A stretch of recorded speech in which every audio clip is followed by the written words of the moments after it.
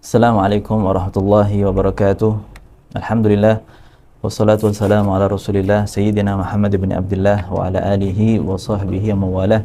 Nasallallahu ta'ala al-futuhul munuh wa salahil qalbi wal jasadur ruh wa taubatan nasuhul qabul fi kulli hal. Alhamdulillah, para pemirsa, para pecinta MZT Malang Raya yang dirahmati oleh Allah Subhanahu wa taala.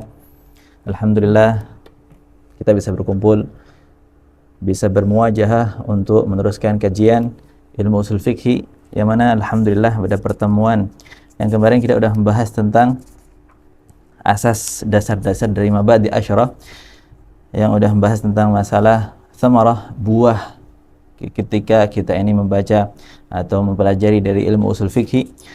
Kemudian al-mabda' al-khamis sudah kita jelaskan juga, fadail, keutamaan-keutamaan dari ilmu usul fikhi. Alhamdulillah, pada kesempatan kali ini Al-Fakir ingin membahas al-mabda' sadis, atau pembahasan yang berkaitan dengan wadi' ilmu usul fikih, atau pengarang, seseorang yang pertama kali mencetuskan dari ilmu usul fikih. Bismillahirrahmanirrahim. Min kitab Syarhul Al-Mahalli lil Imam Syarhul Warqad Imam Mahalli rahimahullahu taala wa nafa'ana bihi wa bi ulumihi wa bi barakatihi fid dharain amin. Bismillahirrahmanirrahim. Al-mabda' sadis, wadi'u usul fikhi. Disebutkan di sini pencetus atau pertama kali seseorang yang mengarang dari ilmu usul fikhi. Sebelumnya beberapa banyak ulama mengarang dari ilmu usul fikhi, akan tapi yang pertama kali menjadikan usul fikih itu sebagai tadwin atau sebagai buku yang dikarang itu adalah Imamuna Al-Imam Muhammad bin Idris Asy-Syafi'i, Al-Imam Syafi'i. Disebutkan di sini wadi'u usul fikhi bima'na awwala man sannafa fihi tasnifan yakshifu mukhabba'at mukawwinatihi. Ini adalah seorang imam, seorang yang mengumpulkan atau menghimpunkan dari ilmu-ilmu atau menjadikan suatu bidang ilmu.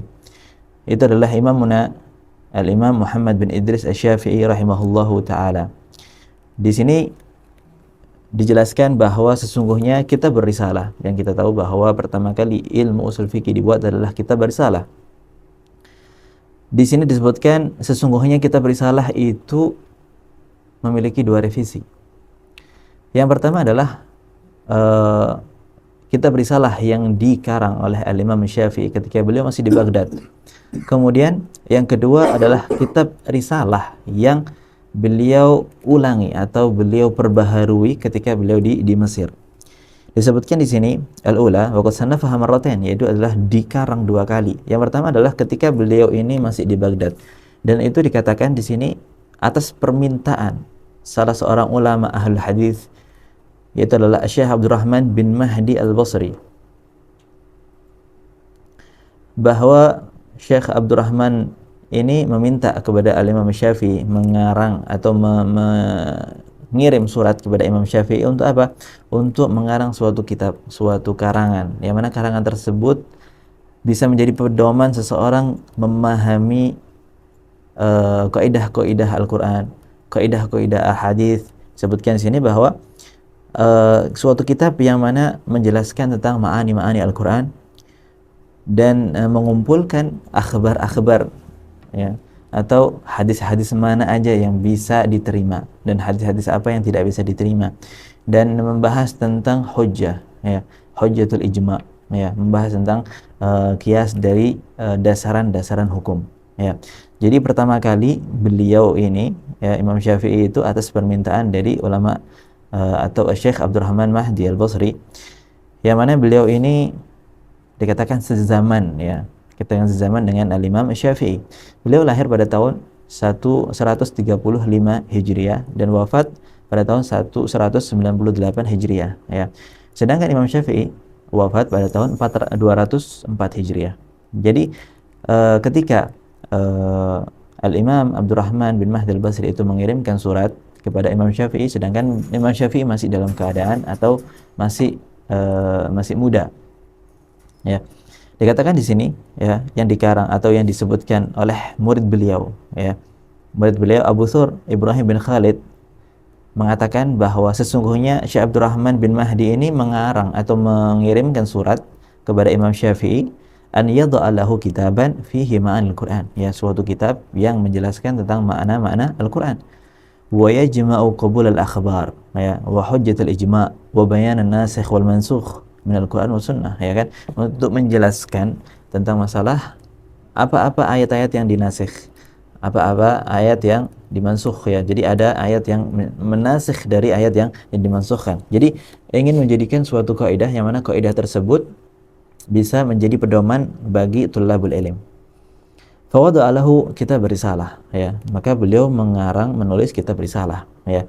Yang mana salah satu cirinya disebutkan bahwa beliau ini masih menjelaskan tentang hal-hal yang tidak sesuai dalam syariat ketika waktu di Baghdad. Jadi ketika ada hal-hal yang bertentangan dengan syariat, maka beliau menuliskan di dalam kitab risalah tersebut, ya, yang dikenal dengan Ar-Risalah Al-Qadimah, ya, Ar-Risalah Al-Qadimah, atau disebutkan Al-Atiqah, ya, Ar-Risalah Al-Atiqah, itu adalah kitab risalah yang pertama kali dibuat sampai akhirnya beliau itu pergi musafir ke Mesir, kemudian mengarang atau memperbarui dari kitab risalah tersebut, ya.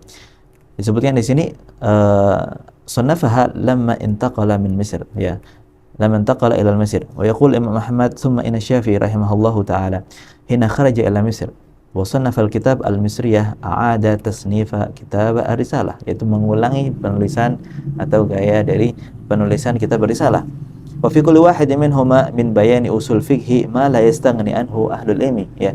Jadi apa yang dibahas oleh Al-Imam Syafi'i dalam kitab risalah itu la yastaghni anhu ahlul ilmi. Jadi orang yang alim pun enggak bisa lepas dari kitab risalah tersebut. Jadi dibutuhkan oleh para ahlul ilmi, ya. Jadi pertama kali beliau Al-Imam Syafi'i mengarang kitab risalah ini ketika di Baghdad, ya.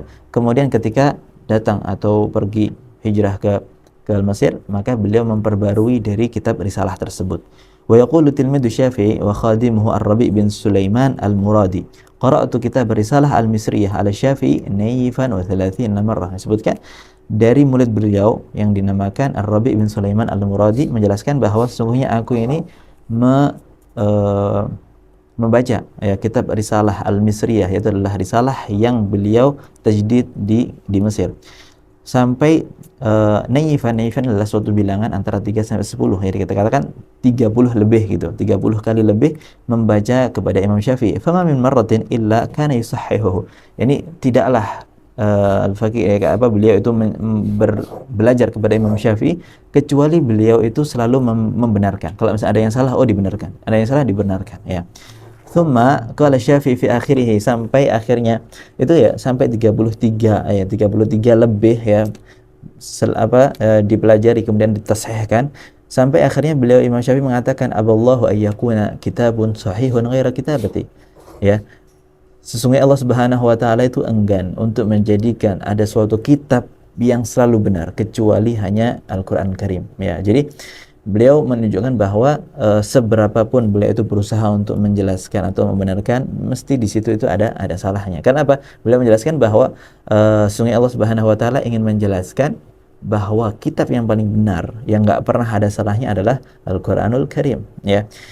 Qala Imam Syafi'i yadullu ala dzalika qaulullahi tabaraka wa ta'ala walau kana min indi ghairillahi lawajadu fihi ikhtilafan katsira, ya. Jadi sesuatu hal atau kitab yang dikarang oleh Imam Syafi'i itu masih ada salahnya. Beliau karena ketawadhuan beliau menjelaskan bahwa setiap kali aku menjelaskan sesuatu mesti itu ada ikhtilafnya, ada salahnya, ya, seperti itu. Kemudian inilah penjelasan beliau, penjelasan dari murid Imam Syafi'i. Kemudian yang sampai pada kita sekarang, ya, kitab risalah adalah kitab Ar-Risalah Al-Misriyah, kitab Ar-Risalah Al-Jadidah, ya, kitab yang beliau tashih lagi ketika udah di Mesir, ya. Dan yang kita pelajari, yang kita sampai pada zaman sekarang adalah Ar-Risalah Al-Misriyah atau Ar-Risalah Al-Jadidah, ya. Di sini juga para ulama banyak menyebutkan bahwa pentingnya atau sangat butuhnya seorang ahlu ilmu usul fikih itu untuk kembali kepada kitab risalah, ya. Karena apa? Kitab risalah itu sebagai ibarat seperti kayak induknya, yang mana dari itu bisa bercabang dari hal-hal yang baru. Ada beberapa ulama yang mengatakan bahwa sesungguhnya Al-Imam Muzani mengatakan, qara'tu kitab risalah li Syafi'i 500 marrah, ya. Imam Muzani ini membaca kitab risalah itu sampai 500 kali, ya. Ma min marratin minha illa wastafattu faidatan jadidatan, ya.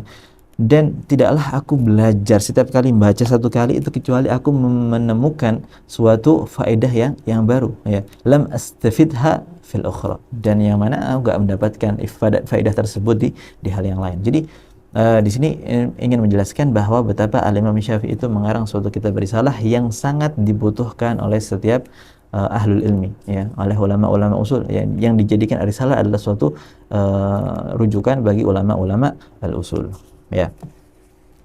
Mungkin pada penjelasan kali ini atau pertemuan kali ini insya Allah bisa memberikan manfaat faidah dari bagaimana pertama kali Al-Imam Syafi'i itu mengarang kitab Ar-Risalah. Insya Allah pada pertemuan setelahnya Al-Fakir akan membahas tentang Al-Mabda, setelahnya adalah pembahasan tentang istimdad usul fikih. Jadi dari mana ilmu usul fikih itu diambil, ya. Insyaallah pada pertemuan kali ini bisa memberikan manfaat untuk Al-Fakir dan juga al-musyahidin, ya. Semoga diberikan manfaat, bisa menambahkan ilmu kita yang mana bisa kita terapkan fi din wa dunya wal akhirah. Assalamualaikum warahmatullahi wabarakatuh.